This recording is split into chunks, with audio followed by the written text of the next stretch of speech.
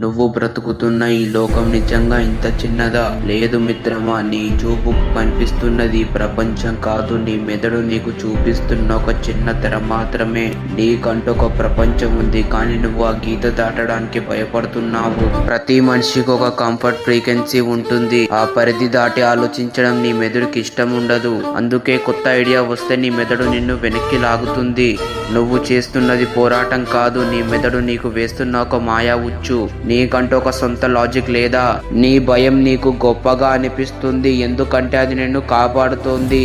కానీ గుర్తుపెట్టుకో, కాపాడే ప్రతిదీ నిన్ను బందీ చేస్తుంది. నీ మెదడు చెప్పే అబద్ధాలను నమ్మడం ఆపేయి. అసలైన విముక్తి అంటే ఏంటో తెలుసా? నీకు భయం అనిపించిన చోటుకు వెళ్ళడమే. అక్కడే నీ అసలైన మనిషి దాక్కొని ఉన్నాడు. నీ బందీ గోడలను బద్దలు కొట్టడానికి నువ్వు సిద్ధంగా ఉంటే కామెంట్ సెక్షన్ లో బ్రేక్ అని కామెంట్ చేసి నన్ను ఇప్పుడే ఫాలో చేయి. మళ్ళీ కలుద్దాం. సైనింగ్ ఆఫ్, మీలో ఒకడు.